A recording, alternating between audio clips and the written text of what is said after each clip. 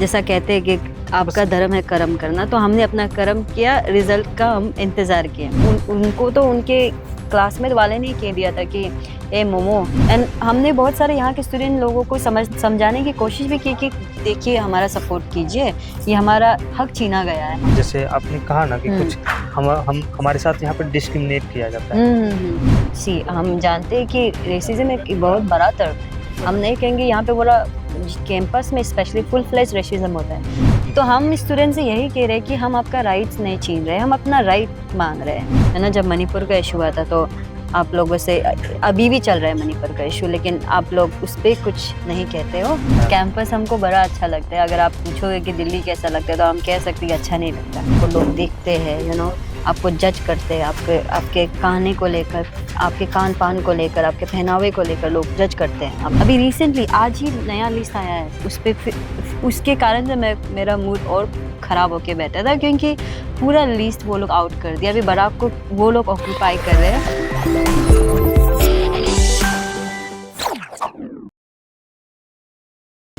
एक शेर है कि माना कि तेरे काबिल नहीं है हम, लेकिन मेरा शौक देख, मेरी जिद देख। और ये शेर मैंने इसलिए बोला क्योंकि अरुणाचल प्रदेश से दिल्ली तक का सफ़र और दिल्ली में जेएनयू में सियासी मैदान में उतरना, चुनाव लड़ना, जेएनयू छात्र संघ का, वो एक अलग और रोचक कहानी है उसके बीच की। क्योंकि अरुणाचल प्रदेश से आना और अपने समुदाय से एक इकलौती महिला जो पीएचडी कर रही है, और हमारे साथ भी ये मौजूद है, यारी नायम नाम है जी। यारी, मेरा नाम प्रफुल्ल है। आपका बहुत बहुत पहले स्वागत है हमारे चैनल पे। Thank you. शुरुआत यहीं से करते हैं, जी।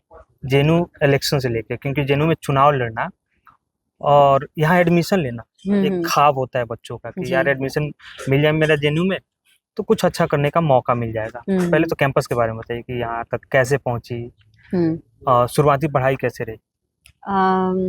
हमने जेएनयू में एडमिशन लिया था 2022 में। 2021 के बैच से 22 के मार्च में हम जेएनयू आए थे।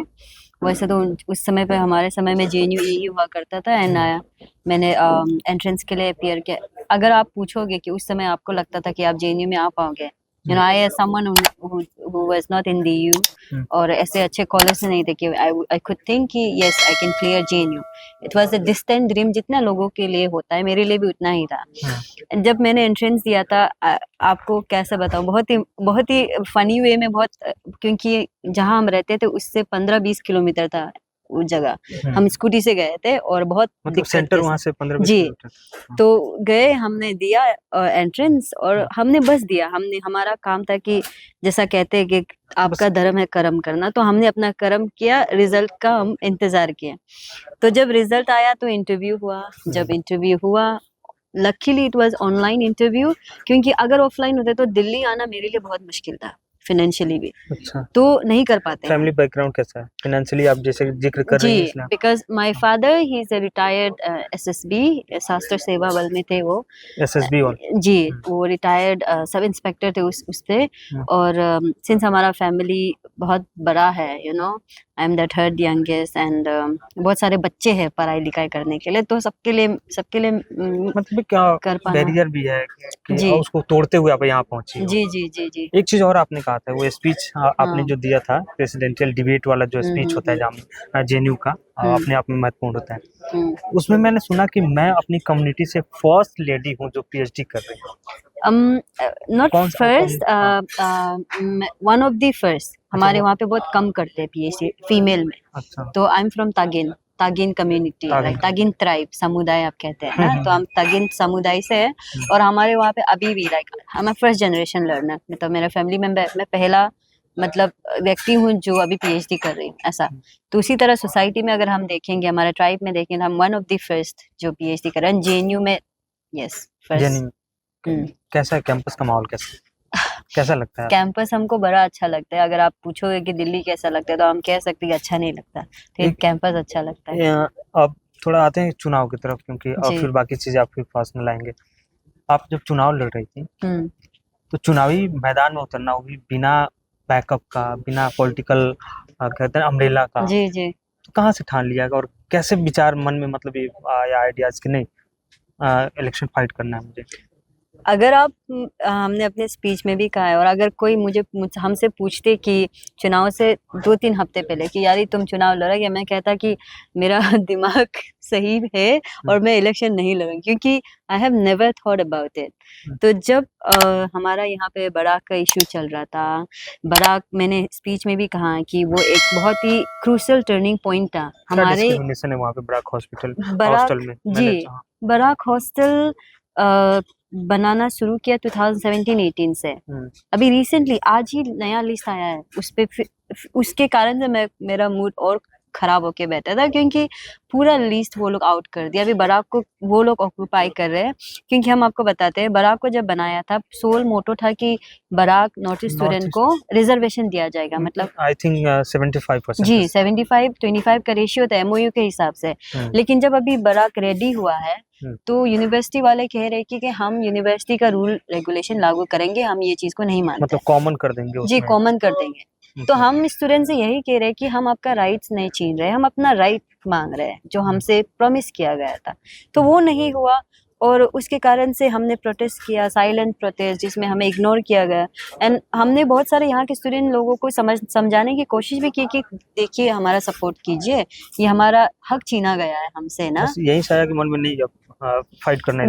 वो एकदम फाइनल चीज था। लेकिन अगर हम आपको बताएं तो पहले से ही हुआ जाता था कि हमारे जगह के प्रॉब्लम्स को कम देखा जाता है। क्या डिस्क्रिमिनेशन होता है यहाँ पे? जैसे आपने कहा ना कि कुछ हम हमारे साथ यहाँ पे डिस्क्रिमिनेट किया जाता है।